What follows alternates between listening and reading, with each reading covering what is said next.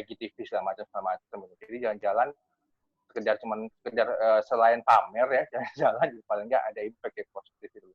Untung-untung kayak saya misal jalan-jalan ke daerah kerja sambil jalan-jalan gitu loh. Jalan sambil kerja, jadi ya itu sih salah satu kemewahan jadi jurnalis, dan nanti banyak hal ditemuin kok di tempat baru, termasuk di tempat-tempat kita liputan gitu. Bahkan kita liputan di kota ataupun di kampung ataupun di pedalaman, pasti ada cerita banyak hal.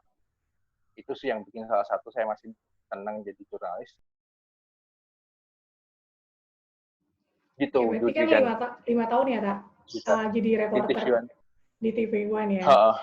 Berkaitan sama jalan-jalan nih, Tak. Nyambung dari pertanyaannya Yudi gitu. Apa nih yang nggak pernah kamu bayangin kalau, oh gila nih, semenjak jadi reporter ternyata saya bisa kesini loh gitu, bisa kesini gitu. Yang itu kan nggak bisa dibayar mungkin ya, Tak. Mungkin kita pakai uang sendiri atau apa sendiri, mungkin sebagai jurnalis pengalamannya mungkin ya nggak bisa terbayar seperti itu. Itu pengalaman kamu kemana sih, Tak? Ada nggak gitu? Pas kamu kemana gitu, yang nggak pernah terbayang sebelumnya tuh? Sebenarnya sih baik. Tiap petugasan luar kota atau luar daerah itu pasti ada cerita masing-masing. Cuman kemana ya? Baik. Salah satu yang waktu liputan penculikan nelayan Abu Sayyaf. Pada saat itu sebenarnya waktu itu ke Kalimantan. Awalnya nggak liputan itu, Dita. Awalnya nggak liputan Abu Sayyaf, cuma liputan kayak rilis penangkapan sabu-sabu di Kalimantan Selatan, di Banjarmasin. Nah, tiba-tiba waktu mau berangkat ada isu penyanderaan Abu Sayyaf, penyanderaan nelayan oleh Abu Sayyaf di Filipina. Pada saat itu aku udah mau berangkat tuh ke Banjarmasin. Nah, nelayannya ini berangkatnya dari Banjarmasin gitu. Dari Banjarmasin, terus kemudian akhirnya jadi liputan itu, liputan Abu Sayyaf, jadi liputan kayak ABK-nya semacam-macam gitu. Itu salah satu contoh sih. Banyak sih, mau cerita yang mana ya. Cuman itu soalnya aku baru awal masuk TV, awal masuk TV One, baru contoh kayak gitu tuh. Itu masih membekas sih. Banyak kejadian di situ lah, banyak yang sampai sekarang masih inget banget. Tantangannya sendiri apa tuh, Tak? Kalau harus liputan keluar mungkin?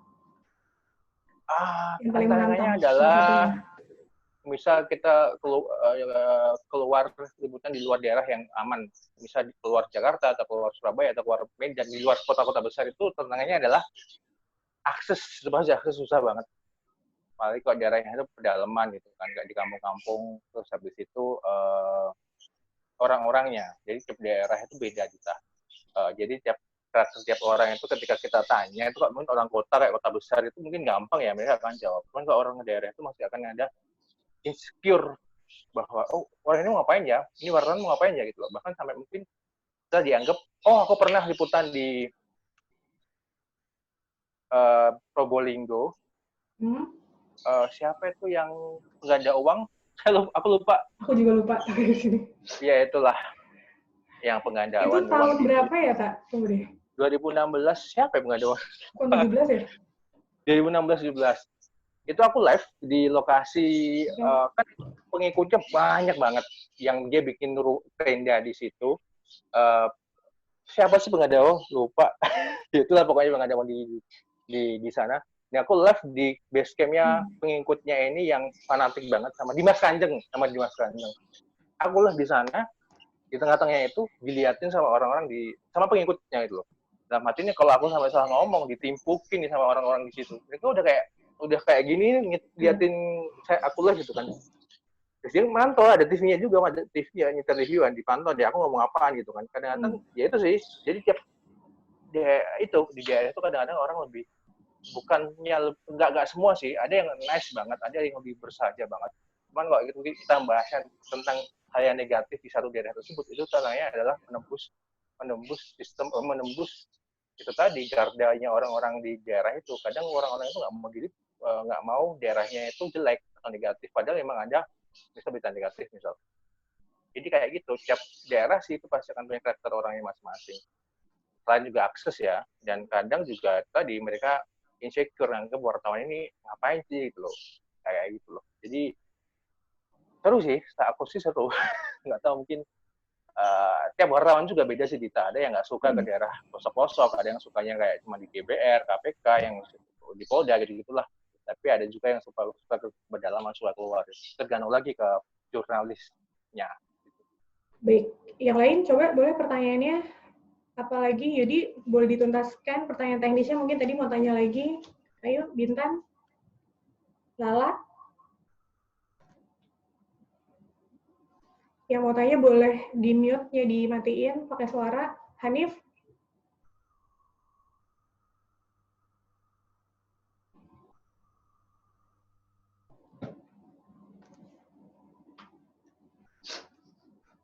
Ini dari... Ya, siapa nih? Hanif ya? Iya, Mbak. Oke, Coba tanya dong. Gimana, Hanif? Oh, ini nih yang tanya bagaimana pengalaman tadi, bilang ya. Di chat ada yang nanya nih, Oke, tahan dulu ya Hanif ya, di chat dulu nih. Ada yang nanya deh. Oke. Ada di chat, sorry. Aku baca. Dari Fares nih. Mas Kak, di Mas Kak. Dari Fares Kak. Ada yang dari Natasha tuh, menurut Kak Nachota media sekarang tuh kayak gimana? Maksudnya gimana? Mas, aku jawab pertanyaannya siapa dulu? Natasha ya, Natasha Auzia Kinasi. Menurut Mas Kak Nachota media sekarang tuh kayak gimana? Natasha, oke. Ini nggak tahu maksudnya Natasha gimana itu gimana? Maksudnya kalau gimananya bergeser karena pergeseran teknologi ya gitu loh. Orang-orang media cetak pasti akan ditinggalkan. Itu pas mau nggak mau tuh itu harus kayak fast food, jadi kayak harus dihadapi bahwa media cetak itu udah nggak relevan gitu loh. Orang-orang akan cenderung lebih ke online gitu loh, ke media online atau media-media bisa digenggam di tangan, di handphone. Sekarang TV pun itu kan juga kalau teman-teman lihat atau teman-teman tahu sudah mulai mengintegrasi gitu loh. Sudah ada streaming di YouTube, sudah ada streaming di website sendiri, sudah ada streaming kadang di Twitter ataupun Instagram. Jadi media sekarang mau nggak mau sudah harus berintegrasi secara teknologi. Nah, nggak tahu mungkin gimana di sisi lain, gimana nggak tahu Natasha mungkin gimana apa ya maksudnya? Ya mungkin nanti bisa dilanjut ya sama Natasha ya. Kalau dari segi perkembangan teknologi itu, cuman kalau dari segi hal lain mungkin nanti lebih spesifikin lagi. Ini dari Fares nih, Tak. Hilang ini. Sorry. Bisa didengar tak suaranya? Bisa, cuman videoku ke close. Oke, ini dari Fares, pengalaman pertama nih, Tak, menjadi seorang jurnalis gitu. Mungkin karena mereka masih awal-awal, jadi mungkin biar ada gambaran ya, awal-awal masuknya mungkin begitu. Yang tadi nggak kepikir. Pengalaman jadi jurnalis itu kan sama Dita waktu di LKBN Antara itu aku yang notabene anak daerah kampung di kuliah di Malang, kemudian magang di LKBN Antara Jakarta ya, itu kayak waduh aku naik apa, gimana kayak harus mau ngapain dulu gitu loh. Cuman dulu baiknya sih Pak siapa namanya? Aku lupa ya rektor kita. Orang yang baik banget sih. Ya Pak Nanang, orang yang baik banget. Jadi kayak itu sih pengalaman unprofesional dalam artian masih magang ya. Kalau pengalaman pertama ya waktu jurnalis, kalau aku mau jurnalis itu benar-benar pure jurnalis waktu di TV1. Kalau Trans TV aku di produksi, di broadcastingnya, bukan di jurnalis. Itu pengalaman pertama liputan apa ya? Kriminal pernah nggak sih, Tak? Apa? Liputan kriminal pernah nggak sih? Pernah, ya. Aku mau ngomong itu. Jadi liputan pertama aku itu kalau nggak salah pemerkosaan di Jakarta Utara. Jadi anak SD diperkosa sama bapak kandungnya sendiri. Itu liputan pertama aku ingat banget itu. Jadi langsung ke Polres Jakarta Utara saat itu, langsung ketemu sama kasih, wawancara sama tersangkanya, ada korbannya, ada ibunya. Ingat banget aku itu, ada ibunya. Jadi kayak itu pengalaman pertama banget aku liputan sendiri. Kan biasanya kalau masih akan ditandem awal-awal itu liputan sendiri itu di situ. Jadi kayak karena aku mungkin suka passion saya di jurnalis, mungkin ya seru-seru aja sih gitu, menantang sih kayak ketemu langsung sama pelakunya, ketemu sama korbannya, sama ibunya. Deg-degan pertama kalinya gimana tuh tak? Kalau aku kan dulu deg-degannya mereka mau nggak ya kalau gitu, namanya anak baru kan dulu tuh, apalagi kan aku mungkin cetak ada temennya gitu, nggak sendiri. Tapi kalau udah online itu kan harus jalan sendiri gitu. Oh iya Itu benar. deg-degannya gimana tuh, Tak? Pas Oh iya kalau mungkin TV juga sama nggak? mungkin buat pengetahuan teman-teman bahwa kalau TV itu kalau media cetak atau koran itu biasanya berangkat sendiri, satu orang liputan sendiri. Nah kalau televisi itu biasanya 3 orang, satu reporter, paling kecil itu 3 orang, satu reporter, satu kameramen, satu driver. Biasanya yang driver ya tugasnya jelas driver. Nah, yang biasanya liputan ya reporter sama kameramen. Ya kalau reporter dia ngurusin narsum, ngurusin wawancara siapa, kontennya apa. Kalau kameramen gambar. Ini reporter gue mau ngambil gambar apa ya? Dia ngambil gambar. Urusan konten, urusan angle, urusan framing itu di reporter memang. Dulu bingung sih pasti ya. Dulu sih awal-awal bingung, mau nanya apa ya? Pasti akan nanya kronologinya pasti. Tapi mau nanya apa lagi biar nggak monoton liburnya cuma berapa detik tuh. Itu sih jadi. Tapi yang namanya pengalaman pertama itu kayak ya udah pengalaman pertama jadikan pelajaran gitu. Pasti yang namanya jurnalis itu kan profesi, ada jurnalis itu kan profesi, ada lembaga dan ikatan-ikatan yang menaungi jurnalis. Jadi memang jurnalis itu jam terbang sih, Dit. Dikatakan aku 5 tahun udah lama di media, enggak. 5 tahun itu untuk ukuran media masih baru. Masih jurnalis muda. Masih muda. Jadi namanya jam terbang sih, nanti lama-lama juga terbiasa, lama-lama juga ketika dulu aku waktu live di live report juga awal juga deg-degan juga mau ngomong apa, kalau ditanya mau jawab apa, itu awal-awal pasti deg-degan. Aku ingat banget itu awal-awal pasti deg-degan. Awal-awal aku live itu waktu kasusnya bom Jakarta yang di Tamrin gitu. Iya. Salah. Ini Sarinah ya? Iya, Sarinah itu tahun 2000 bukan sebelum itu sih, yang awal-awal kasus Jessica Mira, tapi belum booming ketika Jessica Mira baru meninggal, masalah itu deg-degan. Kalau live deg-degan, cuman lama-lama ya udah biasa gitu loh. Oke, kita ke teknis nih, Pak. Ayo gitu. Oke, ada yang tanya lagi ya? Mungkin teman-teman nih ya kan, ini aku nih, mungkin mewakili juga teman-teman sebagai anak komunikasi, terutama jurnalis, kita nggak pernah tahu nanti akan jadi reporter apa gitu. Kalau anak komunikasi itu kan mental harus baja, apalagi jurnalis nih, Tak. Nah, mensiasatinya kayak apa sih, Tak? Kalau misalnya reportase di depan kamera yang nggak biasa, kayaknya nulis itu jadi online waktu itu aku udah paling, susah banget, angle kesekian gitu ya. Harus tetap up terus gitu. Kayaknya ngeliat TV tuh gampang, cuma ngomong selesai gitu. Padahal kan kenyataannya nggak kayak gitu tuh. Apalagi untuk yang awal-awal pasti deg-degan ngomong depan kamera. Nah, mungkin siasatnya kayak apa sih? Aku kan mikirnya Mas Dakota juga bukan seseorang yang langsung apa gitu ya, maksudnya nggak yang itu gimana sih mensiasatinya gitu biar teman-teman kalau nanti deg-degan untuk liputan reportase langsung tuh kayak apa nih biasanya? Baca. Itu sih yang nggak boleh kelihatan baca juga kan? Banyak baca, jadi kayak pertama tadi aku kalau pertanyaan Dita tadi kalau kita misal liputan mau wawancara narasumber, jangan sampai kita nggak tahu tema apa yang mau kita tanyain. Itu kelihatan on banget depan narasumber, kan nggak mau juga kan. Tapi paling nggak, aku mau wawancara gubernur misal. Isunya apa ya? Isunya tentang bansos misal. Saya jatuh tentang bansos, baca entah itu di online. Zaman sekarang tuh enaknya, Dit, kita sudah terbantu dengan teman-teman online. Jadi kita sudah bisa baca dulu di online, ini yang tren apa, yang lagi dibicarakan apa. Ini mau gue tanyain ke gubernur misal. Baca, udah tahu isunya, udah tahu pertanyaannya, dibaca, udah di list, wawancara kan, otomatis sudah selesai. Wawancara bikin paket, bikin tulisan, dikirimkan ke kantornya. Biasanya kalau live, kalau di TV lain itu di aku kayak di Metro TV, di Kompas TV itu list pertanyaan sudah dikasih sama produser atau anchor-nya. Sudah ada jawabannya. Nah, di TV itu nggak ada. Itu kan yang paling menantang itu nggak ada yang sekali itu. Beberapa TV kayak TV One, iNews dan segala macam itu setahu aku sih nggak dikasih pertanyaan. Ya udah aja aja nggak ada. Jadi tiba-tiba ditanyain anchor-nya nanya apa ya? Ya itu tadi sih kekuatan baca sih gitu. Toh kita juga yang tahu di lapangan kan. Toh kita tahu kejadiannya kayak apa ya, seperti apa nih? Sumber yang ngomong apa. Kita pasti harusnya sih bisa. Yang kalau pun memang mentok memang belum ada jawaban ya. Jawaban bisa sih. Misal aku selalu ngomong ya kita masih belum mendapatkan data terbaru misal. Kita masih akan mengonfirmasi lebih ulang semacam. Ya kata-kata inilah kayak bahasa-bahasa formal lah. Cuman ya tadi sih paling nggak kita udah baca, kita udah wawancara narasumber, kita tahu TKP itu nggak akan nol putul kok, pasti masih bisa jawab gitu kok. Kuncinya banyak baca ya? Banyak baca dan kayak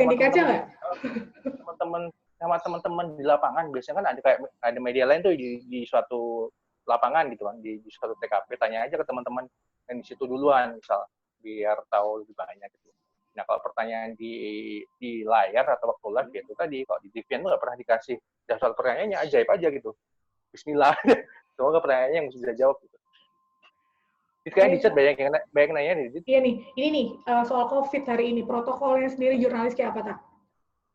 Oke, kemarin aku sempat bahas ini, belum. Waktu les sama Raja itu, nggak bahas ini.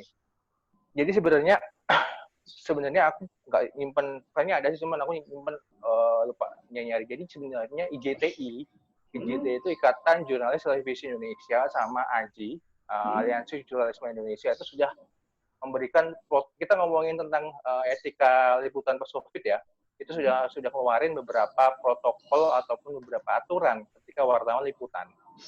Jadi kayak contoh yang saya ingatku adalah tidak diperbolehkan atau sebisa mungkin, mungkin teman-teman udah tahu istilah doorstop kan, gitu?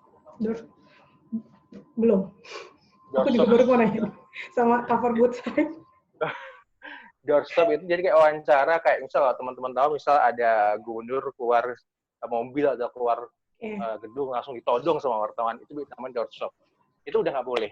Jadi namanya preskon, doorstop itu tidak boleh secara langsung ketemu orangnya gini, nggak boleh. Kalau teman-teman lihat kan kayak misal contoh kayak BNPB setiap preskon 3:30, atau gubernur Jakarta preskon, atau gubernur Ridwan Kamil juga preskon, itu kan sudah tidak ada wartawan langsung di TKP yang nodong mic atau nodong handphone ini, tapi sudah harus melalui streaming. Jadi sekarang mengurangi interaksi langsung dengan narasumber, itu pertama.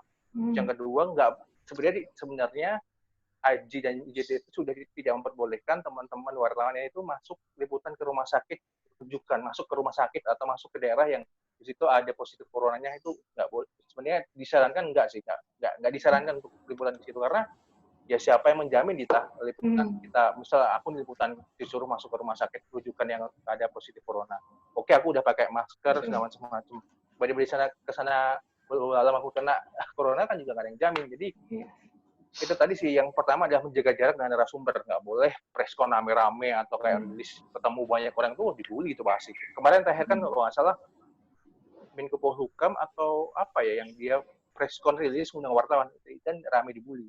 Jadi instansi pemerintah pun juga sekarang kalau rilis lewat online gini, kemudian nanti disediain TV gede di depan, teman-teman bisa ambil gambar atau bisa ambil SOT atau bisa diambil di website masing-masing. Dan ini nantinya, feelingku ini akan jadi new normal. Apa ya? Kenormalan baru nanti ketika orang-orang udah malas undang wartawan, mungkin jadi lewat streaming. Itu sih, jadi kayak sudah banyak protokol yang dibikin oleh teman-teman dari GTI aja ataupun perusahaannya media masing-masing supaya melindungi karyawannya, karena ya mereka juga mau gambling, jadi usaha karyawannya kena semua, siapa mau kerja. Oke, Kak. Nah, ini ngomongin teori bola api nih, Kak. Itu kan bola api, ini Yudi yang tanya, jadi dijelaskan bahwa iklan dengan berita harus ada pembatasan, ya kan? Padahal kan media itu nyari uangnya gitu ya, dari iklan gitu. Tapi kadang disabot-sabot aja nih, kayak gitu kan. Tapi masalahnya orientasi bisnis media sekarang adalah komersil. Nah, gimana tuh Tak mempertahankan atau mengedepankan tetap news value itu sendiri?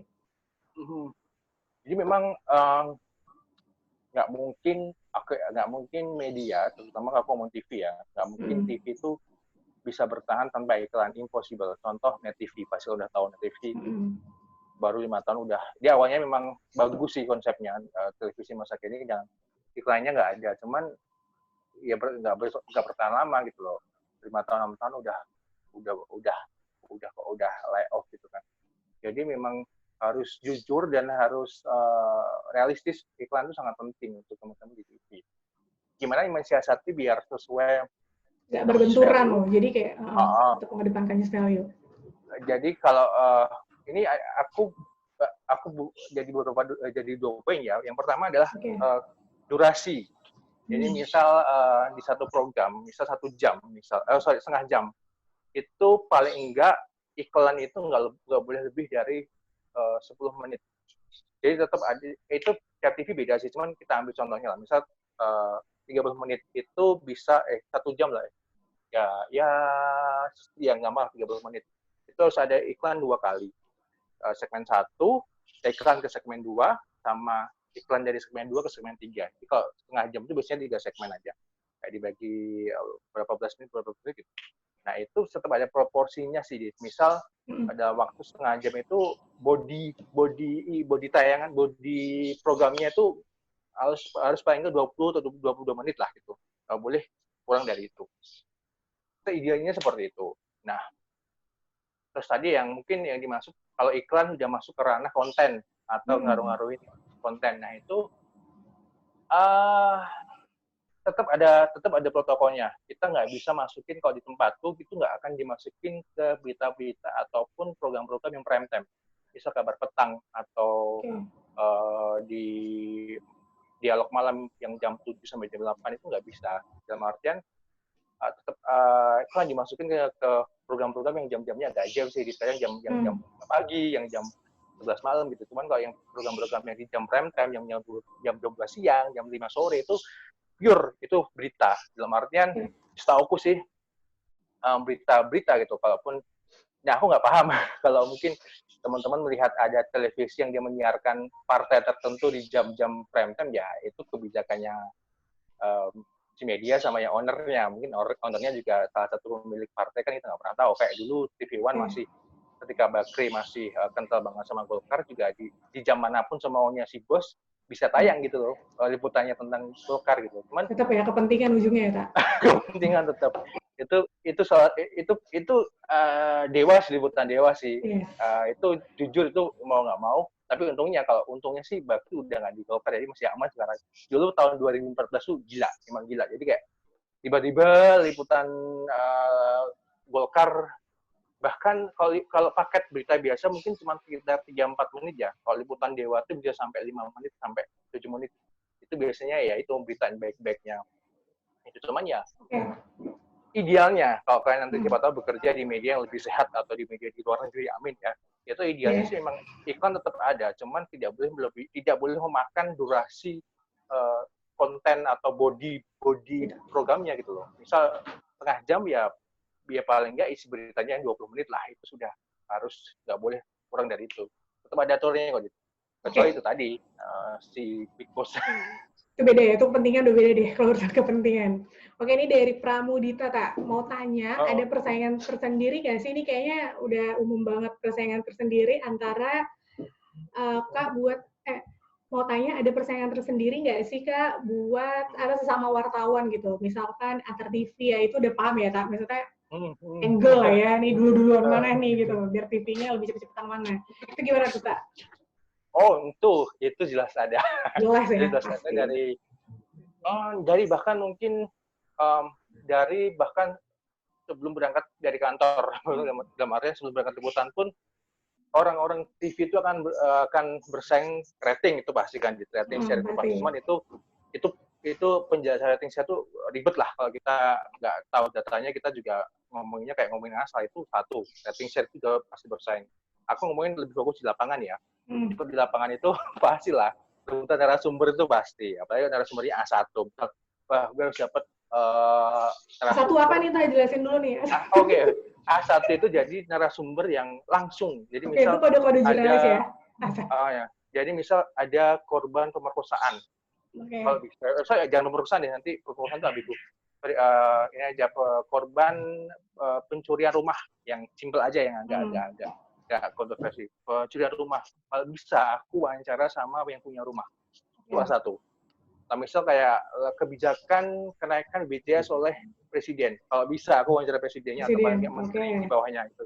Jadi orang-orang memang pemegang atau yang merasa pemegang keputusan, atau orang yang langsung bersentuhan dengan kejadian itu, namanya A1. Nah, itu biasanya jadi rebutan sama teman-teman duluan. Apalagi kalau sama-sama TV News. Di Indonesia kan TV News tuh banyak, TV One, Metro TV, iNews, Kompas TV, sama CNN gitu sekarang.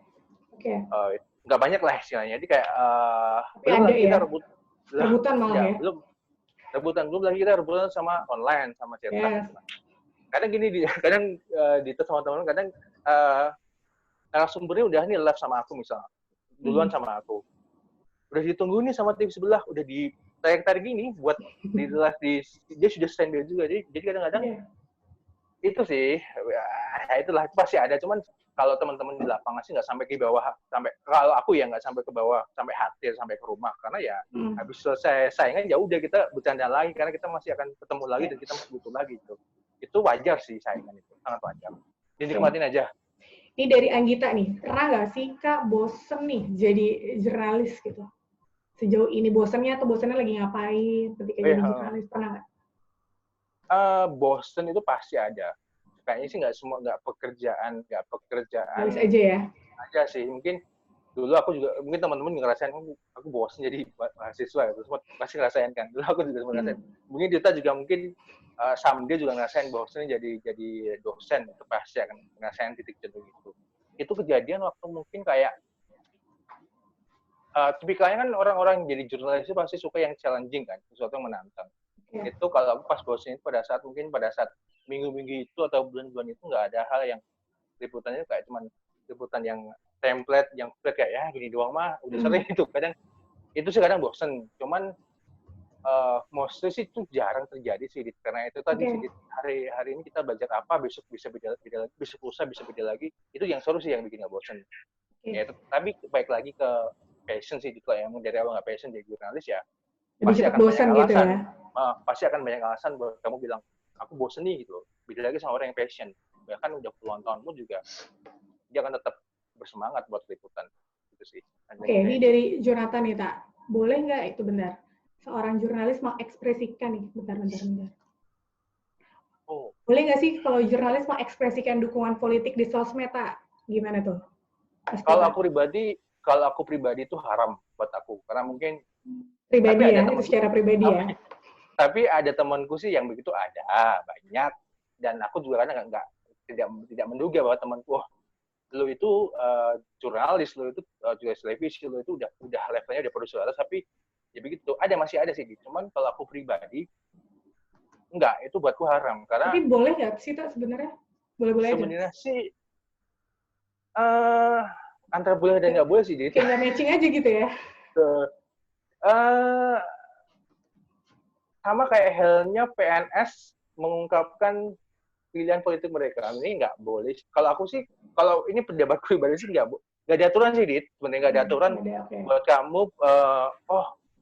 Aku mentang-mentang di TV yang pro pemerintah, aku dukung pemerintah, atau aku mentang-mentang media yang nggak pernah diundang pemerintah, aku harus oposisi, atau aku harus ikut pimretku misal, atau aku harus ikut ownerku gitu. Nggak ada aturan. Cuman pada faktanya ada yang begitu. Jadi ada beberapa, aku nggak sebutin televisinya ataupun ada beberapa media yang ownernya seperti apa, ownernya di partai apa, anak buahnya atau yang di lapangan mau nggak mau harus dipaksa, tanda kutip ya belok ke situ. Cuman kalau aku pribadi sih haram. Aku akan nggak sih, aku sejauh ini sih menghindari posting di Instagram, di medsos ataupun bahkan di story. Ya. Aku sebisa mungkin di tengah, di netral. Tapi baik lagi sih, itu idealis sih. Ya itu idealis yang masih aku pegang sih dari sekarang. Mungkin nggak tahu ya, 2-3 hari lagi mungkin berubah. Cuman sejauh ini sih aku sih masih pegang idealis itu sih, bahwa mungkin aku sebenarnya punya dalam hatiku, aku pasti punya. Aku kemana-kemana masih ada. Cuman tidak akan aku tunjukkan. Jadi publish ya? Karena itu bisa jadi blunder, Dit. Apalagi kalau bias sih Tak sebenarnya, bisa jadi bias. Kerja di mana gitu. Bener. Bias banget. Rawan. Ya. Rawan. Baik. Zaman sekarang gitu. Ini nyari aman, ini posting liburan, posting makanan. Makanya Instagramnya liburan aja nih ya. Lebih aman gitu. Nah ini kalau dari Moza nih Tak. Pada saat liputan di suatu demo, pastinya di demo tersebut ada kericuhan. Nah, ada pelindungan khusus nggak sih ini Tak untuk seorang wartawan dari pihak televisi? Nggak ada. Bismillah aja sih. Kita sama-sama tahu ya. Jadi jurnalis itu jam kerja entah gitu ya. Perlindungan juga ya, bismillah aja. Jadi perlindungannya apa sih? Kalau bisa jangan, kalau aku ya, kalau TV jangan pisah sama kameramen, gitu aja sih. Kalau ada apa-apa berdua gitu loh. Itu TV tapi kalau online sejauh ini sih aman. Kalau aku sejauh ini beberapa kali liputan demo, aku di tengah demo, di tengah yang orang masa-masa gitu, aman sih. Cuman ada cerita teman-teman yang jadi korban kayak ada tuh kemarin tuh waktu ada teman-teman dari Antara atau dari banyak kan media cetak atau online sih, karena mereka nggak pakai seragam. Nah, ini fungsinya seragam dan name tag itu.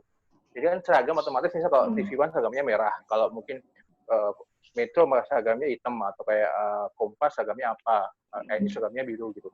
Identitas ya? Identitas. Jadi orang, oh ini pers, ini media, apalagi ada name tag gitu. Nggak kan mungkin tiba-tiba dihakimi massa atau dipukulin. Nah, yang jadi masalah ada teman-teman online atau media cetak yang nggak pakai seragam. Itu akan kayak nyaru gitu bahasa Jawanya, nyaru. Kadang bukan nggak pakai sih, Ta. Emang nggak ada seragam. Iya. Emang nyaru sama. Nggak ada seragam. Dibikinnya pendemo, kadang sorry to say, nggak semua. Cuman kadang dipukul sama polisi yang menganggap bahwa itu juga adalah bagian dari pendemo. Itu sering terjadi. Jadi fungsinya name tag, seragam sih, jadi satu pelindung sih, menurutku sih. Gitu. Selain berlindung dari teman-teman sama wartawan gitu yang bisa. Nih dari Dinda nih, Ta.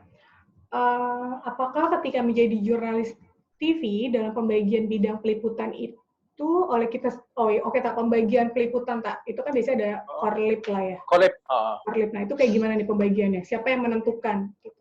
Oke. Jadi teman-teman korlip itu ada kepanjangan dari koordinator liputan.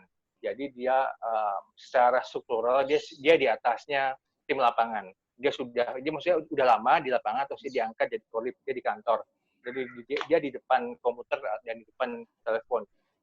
Biasanya korlip ini yang menentukan, oke, Dita hari ini liputan ke KPK, hari ini akan ada pemeriksaan pelaku ini. Terus nanti kemudian Najota hari ini ke Polda. Hari ini ada penangkapan bandar sabu-sabu jam sini. Itu yang menentukan adalah korlip, koordinator liputan. Nah, beritanya dari mana?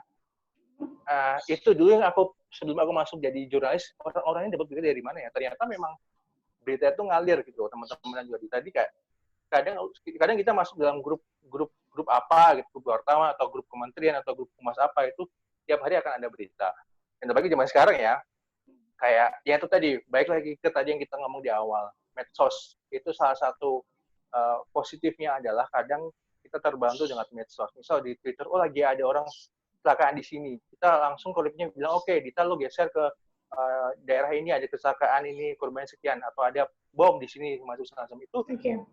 Entah gimana caranya, berita itu kalau kita udah jadi wartawan, jadi kerja di media itu kayak datang di sendiri gitu aja. Jadi kayak kadang malah overload kadang-kadang. Jadi yang membagi itu si korlip itu sih, kalau di TV, jadi sudah ada bagiannya, dan itu sih idealnya adalah kadang harusnya sesuai sama desk kita kan. Kadang lo desk politik ya liputan politik, lo desk kriminal lo liputan di polisian, di pasar atau di tempat kejadian. Cuman pada faktanya nggak bisa, karena kadang-kadang yang standby dari lokasi siapa nih gitu, udah digeser gitu. Jadi ini sih kayak ya tuh fleksibel sih. Cuman kalau yang ngurusin pergeseran itu tadi ada yang ngurus ya. Kadang juga request producer. Misal gue minta dong liputan tentang trotoar di Jogja yang bagus di mana di Baru tuh. Nanti akhirnya Kolip akan nugasin tim buat liputan ke sana. Jadi kadang planning kejadian di lapangan bisa. Cuman tapi kan kalau berita produser minta itu tayang ya harus beneran berita, bukan ada kepentingan lain loh ya. Beda lagi sama kepentingan lain. Misal ngomongin taman di Surabaya itu kan, gue minta ini dong perkembangan cerita tentang taman di Surabaya yang banyak kayak gitu. Maksudnya ya diambil itu tadi informatif kayak yang ataupun edukasi tadi sih gitu. Bisa sih produser yang minta. Ini Tak dari Audito. Untuk membuat pertanyaan ke narasumber biasanya dilihat dari apa nih ya, pasien kepentingannya ya, kejadian itu sendiri. Terus mau tanya, kalau ada suatu kejadian di luar dugaan, apa ada prosedur untuk menanggapi kejadian tersebut? Atau langsung aja spontan? Itu gimana sih, Dito, maksudnya? Mungkin bisa pertanyaan auditor kamu bisa baca, paham nggak? Atau auditor bisa menjelaskan lagi? Tadi narsum sama Untuk apa membuat narsum pertanyaan, kejadian. untuk membuat pertanyaan ke narasumber biasanya dilihat dari segi apa aja, itu pertama. Kemudian lalu mau tanya kalau ada suatu kejadian di luar dugaan, apakah ada prosedur untuk menanggapi kejadian tersebut? Jadi mungkin maksudnya Dito nih, tahu-tahu ada demo nih, kamu lagi liputan apa? Tahu-tahu tuh gimana tuh?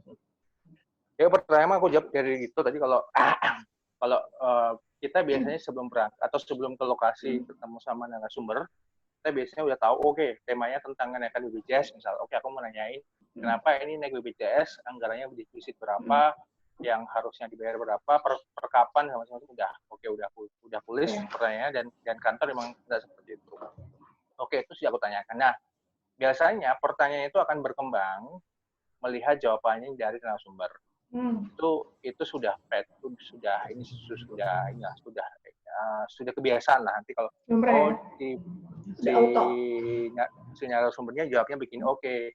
Terus kalau begitu gimana Pak nanti ke depannya? Misal kayak disambungin aja pertanyaan jawaban dia terakhir kali apa, terus kemudian disambungin lagi.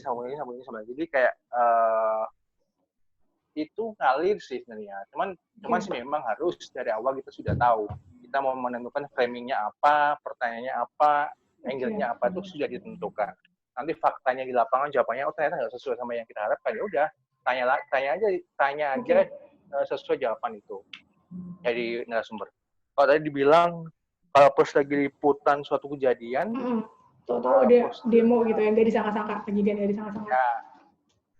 Ya mau nggak mau, jadi kayak tadi aku yang tadi itu koordinatnya langsung bekerja secara cepat ya Tak? Ya, yang lebih dekat siapa gitu ya? Kayak misal Bu Sarina itu kan minggu siang di kalau kamu ingat Bom Sarina. Oh ini aku yang main aku di Bom Surabaya. Bom Surabaya itu aku lagi liputan. Aku lagi liputan kayak isi gosah massal pada saat itu di Surabaya. Ini suara apa tidak? Ini coba di mute tuh yang lagi sambil gitaran. Hanif mungkin. Gue masih ingat sih kayak biasa di kafe. Udah lama nggak ke kafe Kak. Kita bikin virtual kafenya. Oke lanjut Tak. Jadi kayak ke Bom Bali yang 2 tahun lalu aku ingin banget tanggal 13 Mei. Itu awalnya aku pagi itu liputan isi gosah massal di Surabaya. Terus jam 8 ternyata ada bom kan. Iya, otomatis aku pasti akan telepon korlip atau produser atau aku pada saat itu ditelepon sama GM langsung karena itu berita besar. Kita ngomong dulu ke kantor itu pasti. Ini gimana? Tim cabut, tim di sini atau tim harus kayak gimana? Itu tetap ada koordinasinya. Kalau ada apa-apa misal sampai diculik kayak kasusnya anak Transsuju yang dia nggak diculik, dia hilang waktu liputan di Papua. Karena ternyata aku dia liputan di atas laut, ternyata airnya naik, terus dia kapalnya karam selama ya ini tinggal satu. Itu resiko sebenarnya nggak pernah tahu, apalagi hubungannya sama alam. Kalau hubungannya sama orang kita masih bisa prediksi gitu. Kalau hubungannya sama alam ya. Tiba-tiba di luar pulau, terus pesawatnya itu nggak terbang ya mau gimana lagi? Jadi kayak tetap sih koordinasi. Nah ini kuncinya, namanya juga anak komunikasi ya, ilmu komunikasi dan kita kerja di bawah komunikasi. Yang namanya koordinasi itu di media itu sangat penting. Itu kayak dasar sih. Kalau bisa setiap pergerakan, setiap ada momen apapun, komunikasi entah sama teman satu level atau di atasnya atau ke produser atau ke GM bahkan itu tetap koordinasi karena itu yang penting sih. Gitu Dita. Jadi apapun kondisinya di lapangan itu koordinasi sih. Oke, ini dari Adinda nih, Tak. Aku yang ringkas. Hari ini kan kita salah satu adagium ya, adagium yang muncul dalam digitalisasi bahwa setiap orang bisa menjadi pewarta atau sumber sekaligus untuk dirinya sendiri gitu, sumber berita. Setiap orang bisa menulis, memberikan informasi secara a priori gitu. Nah, tanggapan Mas Nakota sendiri sebagai jurnalis itu seperti apa nih? Itu berkaitan sampai di sosial kayaknya sih. Ya, tadi sempat kita singgung dikit ya di awal, yang orang bisa posting apapun. Itu sih yang kadang aku juga kayak lucu sih, dalam artian karena saking majunya teknologi kita bisa ngerekam kayak sendiri, kita bisa posting. Tapi sometimes mau nggak mau kita harus ngakui banyak bahwa yang seperti ini justru juga tidak tervalidasi dengan baik, dalam artian tidak ada kaidah jurnalistiknya, mengabaikan kaidah jurnalistik, mengabaikan kode etik, bahkan mengabaikan bahasanya juga. Terus ya contoh lah yang terbaru si Indira Kalista misalnya itu. Itu contoh nyata gitu loh. Itu pantas nggak sih di seorang kalau kita ngomong pewarta yang dadakan misal ngomong kayak gitu diedarkan di medsos dengan banyak orang yang nonton, pantas nggak gitu? Itu nggak akan terjadi di di media yang memang dia lembaga media gitu, nggak akan terjadi seperti itu. Cuman kalau ya itu tadi, kalau jadi tiap orang bisa jadi pewarta kayak gitu contohnya. Jadi ya, dan aku kayaknya di Indonesia belum ada aturan itu sih, kayak membatasi bahwa oke, lo YouTuber, lo nge-share berita, tapi lo harus lewati beberapa tahap. Itu kayaknya belum ada. Kayak di negara lain kayaknya ada beberapa sudah ada, kayak harus ada pembatasan umur, terus temanya tuh yang diomongin apa gitu. Nah, ya itu, jadi kayak masih sulit ya, masih jadi sebuah kesusahan sendiri nggak sih buat jurnalis juga? Ya, jadi pada akhirnya ya, yang seperti yang aku bilang tadi, mau nggak mau, media konvensional ini masuk ke ranah teknologi itu, mulai bikin IG Live lah, Instagram Live lah, mulai bikin Instagram lah, streaming lah. Jadi kayak mau nggak mau, karena jujur pasti yang akan menguasai Indonesia, menguasai konsumen ke depan adalah generasi milenial sama generasinya teman-teman generasi generasi Z. Jadi ya mereka yang sangat paham dengan teknologi, mau nggak mau gitu. Dan aku sih berharap dan selalu berpesan, apalagi teman-teman ilmu komunikasi, pasti tahu lah mana-mana source yang memang layak dijadikan pedoman gitu loh. Source dalam artian sumber berita itu beneran valid nggak sih? Kalau cuma sekedar share orang ya oke, bisa jadi itu valid karena dia di lapangan. Cuman jangan dijadikan itu sebagai sumber rujukan, misal penelitian ataupun juga kayak tugas, itu agak kayak gimana sih? Cuman kalau untuk pribadi mungkin oke lah. Cuman tetap compare ke media konvensional juga gitu loh, bahwa sekarang jujur konvensional banyak yang agak nakal kan, banyak yang agak jual clickbait segala macam juga tidak banyak gitu. Jadi tetap kalau bisa sih yang namanya zaman sekarang compare berita itu penting sih, nggak cuma satu sumber, itu banyak. Nah tantangannya itu tadi sih ya, kita lihat nanti perkembangannya 2-3 tahun ke depan, ada nggak peraturan orang-orang bikin vlog, bikin influencer gitu-gitu, ada aturannya nggak sih? Karena sejauh ini belum ada aturan gitu loh, bahwa ya udah selama aku pengen bikin, entah itu kontennya bermanfaat atau enggak, ya udah aku bikin, boleh diposting, tidak ada pembatasan itu sih. Mungkin tugasnya Budita dan teman-teman komunikasi nanti bikin aturan itu. Oke, ini 2 pertanyaan terakhir, gitu. Mas Takota. Berkaitan soal pertanyaannya Hanif, mungkin saya lurusin kembali bahwa ini ngomongin teori konspirasi nih ceritanya di COVID-19 ini. Kan. Media juga kayak dituduh gitu sebagai beritanya tuh membesar-besarkan gitu, data nggak valid, nggak sesuai gitu, tidak menghiraukan psikosomatisnya gitu. Itu seperti apa sih? Jadi kayaknya COVID nggak biasa aja kok gitu, tapi media nih yang menggembar-gemborkan. Oke, ini langsung ya, kebetulan Mas Takota juga kan live langsung ya tentang COVID itu sendiri. Itu gimana tuh tanggapannya, Mas? Aku juga sempat ngikutin itu oknum-oknum yang menyebutkan bahwa konspirasi segala macam. Kalau dibilang bahwa media itu lebih membesar-besarkan masalah, gini.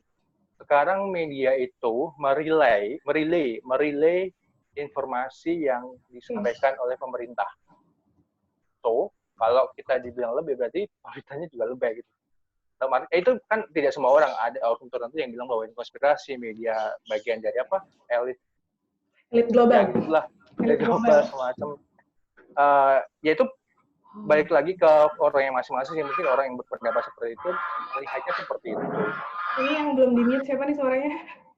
Suara banyak kira. Oke, lanjut. Jadi balik lagi ke orang yang masing-masing, mungkin tiap orang punya pandangan masing-masing, menganggap bahwa dia mungkin baca atau punya referensi lain. Cuman kalau aku pribadi sebagai jurnalis, yang apa disampaikan jurnalis atau media itu kan meneruskan informasi yang disampaikan oleh pemerintah. Misal yang siap 3/4, udah di 3/4 biasanya BNPB rilis itu kan jadi disampaikan oleh teman-teman media gitu loh.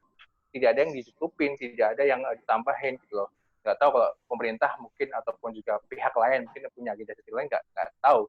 Cuman kan fungsinya media adalah selain jadi trigger yang ataupun juga edukasi dan informasi, kita kan juga sebagai corong, ya kita ngomong agak apa ya, agak memuji-muji ya. Jadi kayak media itu kan sebagai corong pemerintah gitu kadang-kadang kan, jadi apa yang disampaikan pemerintah kemudian disampaikan lagi ke masyarakat melalui media. Bayangkan ketika kemudian media nggak ada yang meliput COVID, atau udah COVID biasa aja gitu.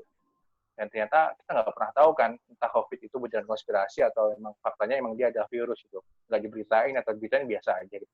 Okay. Yang mau tanggung jawab ketika ternyata COVID ini adalah benar-benar virus, siapa gitu loh. Jadi betul, menurut kamu sendiri COVID itu ada, tak? Gimana? Menurut Mas Tako sendiri COVID itu ada ya? Ya maksudnya, apa ya, kalau dianggap lebay, ya kita meneruskan apa yang disampaikan pemerintah gitu loh. Kayaknya seperti itu, semacam bahkan tidak hanya di Indonesia, di dunia mungkin banyak kayak gitu. Cuman ya, baik lagi ke sini, kita akan mencari dalil untuk membenarkan pendapat kita gitu loh, dan menyanggah pendapat ataupun pikiran yang orang yang tidak sesuai dengan kita gitu. Jadi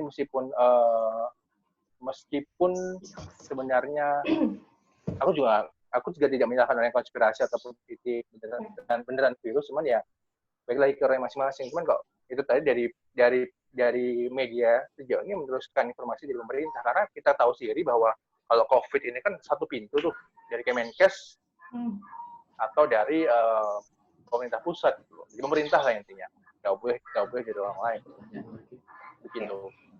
Pertanyaan terakhir nih Mas Takota, mungkin mewakili teman-teman semua dan saya pribadi, ini tips langsung nih dari seorang jurnalisme untuk mencermati setiap informasi itu seperti apa. Hari ini kita tahu kita nggak kurang informasi, tapi kelebihan informasi.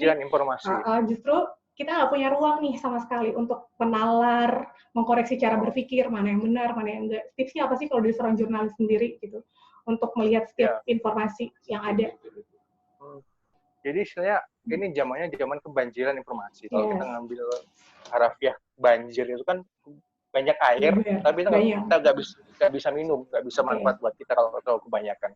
Jadi jangan banjir, cukup aja. Tapi jangan banjir, karena banjir kita juga nggak bisa minum semua air gitu kan. Jadi tetap tadi yang seperti aku bilang, teman-teman sebagai orang atau orang-orang yang tahu apa itu ilmu komunikasi, apa itu media, jangan sampai kayak dalam artian kayak orang lain yang tidak tahu bagaimana fungsi media itu. Jadi kayak misalnya kayak apa ya, jangan menyimpulkan suatu isu atau suatu kejadian itu hanya satu postingan atau hanya jadi satu tayangan gitu. Kalau bisa compare 3-4 berita. Oke, ini beritanya begini. Kadang kita kan males baca berita dari media, ini kok begini sih, harusnya nggak begini nih gitu kan. Coba compare ke berita lain gitu kan. Oh, di berita ini begini, kok ini berdua beda ya, cari yang ketiga. Atau kalau masih beda, cari yang keempat gitu kan. Kayak itu sih penting, kritis dalam artian nggak gampang percaya ya, lagi-lagi nggak gampang percaya apapun. Kalau mungkin televisi nasional udah nggak bisa nambah TV kan, udah di stop sama Kemeninfo, sudah TV nasional udah nggak bisa nambah lagi. Cuman kalau untuk online sudah nggak bisa dibendung gitu. Banyak sekali media online, media media.com itu banyak banget kan. Jadi tadi sih comparing dan nggak semua informasi percaya nggak sih salah satunya? Nggak semua informasi itu harus dicerna secara mentah-mentah. Karena tadi yang aku bilang banjir, masa ada kata banjir informasi itu bisa kita ambil bahwa banjir kebanyakan air itu nggak semua airnya bisa diminum gitu. Jadi pilah-pilah mana air yang bisa diminum, mana yang bagus buat kita gitu loh. Dan kadang memang disayangkan memang itu sih kayak tidak ada pembatasan juga sih. Kalau untuk online itu masih banyak, ratusan ribu mungkin ya, .com itu banyak banget. Kalau TV sih setahu sih memang udah dibatasi. Nah, kalau aku boleh mengunggulkan kenapa TV masih ada kemewahan seperti yang dulu pernah kita bilang, karena televisi itu kan dalam artian dia tidak berupa kalimat saja, tidak berupa tulisan saja, tapi dia ada gambar, dia ada narasumber yang ngomong, oh beneran, yang ngomong si pemundur ini yang ngomong, atau yang ngomong si bupati ini yang ngomong, ada gambarnya. Tadi ya, terus ada misalnya nanti disanggah sama warganya, oh ya ini memang benar warga situ yang ngomong. Maksudnya memang ada buktinya wawancara, ada gambarnya, ada audionya, ada kemudian gambar dia lagi aktivitas. Itu sih kemewahan itu masih ada, dan artian masih packagingnya masih lengkap, tidak cuma sekedar tulisan yang mungkin kadang kita skeptis kan, ini orang ibaratnya beneran nanyain wawancara nggak sih kalau cuma dia bilang ya, ada bukti lainnya nih. Ya gitu, maksudnya kalau aku boleh sedikit membanggakan media televisi itu, ya tanda kutip, cuman ya aku yakin sih teman-teman media online yang punya kredibilitas bagus sih pasti akan masih dengan kaidah-kaidah jurnalistik, masih menyebut dia wawancara, di cover boot set yang istilahnya nggak mencampurkan opini mereka ke tulisan, karena emang nggak boleh kan kita mencampurkan opini kita ke berita kita, nanti ada space sendiri lah gitu. Jadi itu sih pokoknya comparing, dan ya kalau bisa sih kayak nggak cuma buat diri kita, buat orang tua kita, buat orang rumah kita, kalau bisa jangan kemakan. Kan suka malas nggak sih kadang di grup keluarga gitu ada share berita apa, berita hoax di share gitu kan. Terus kalau bisa sih keluar grup akhirnya saking malasnya. Kalau teman-teman sebagai pelaku ilmu komunikasi ya paling nggak tugasnya meluruskan itu gitu loh. Karena kadang aku pribadi juga gemes kadang lihat kadang teman-temanku sendiri gitu kayak dia berpendidikan bagus, dia profesinya bagus, dia melek informasi, tapi posting hal-hal yang nggak kurang tepat gitu, itu sangat disayangkan sih. Jadi ya itu sih kayak banyak baca, comparing, dan skeptis itu perlu zaman sekarang. Nggak semuanya itu sesuai yang ada dibaca sih. Gampang percaya ya. Mengkritisi lebih jauh. Aduh, Mas Nakota, makasih banyak nih. Hampir 2 jam, nggak kerasa banget. Sebelumnya makasih banyak Mas Nakota Yesida atas waktunya untuk Universitas Amikom Purwokerto dan juga mahasiswa Ilmu Komunikasi Universitas Amikom Purwokerto. Semoga kegiatan hari ini bisa bermanfaat untuk kita semua dan teman-teman juga bisa mengambil ilmu dari apa yang disampaikan dari Mas Nakota dan bermanfaat mungkin nanti ke depannya. Dan gitu ya Mas ya. Kalau nanti ada keperluan atau apa bisa tanya langsung, karena waktu juga nih kayaknya kita saking asik banget. Dan intinya adalah semoga teman-teman bisa tetap terus belajar, tetap terus kritis dan tidak mudah percaya apapun. Seperti itu, dan mengkaji lebih jauh ya Mas ya. Oke, Mas Nakota, sampai ketemu di kesempatan lain. Semoga kita bisa ketemu beneran. COVID segera selesai. Saya akhiri. Wassalamualaikum warahmatullahi wabarakatuh. Waalaikumsalam. Terima kasih Dita dan juga teman-teman. Terima kasih.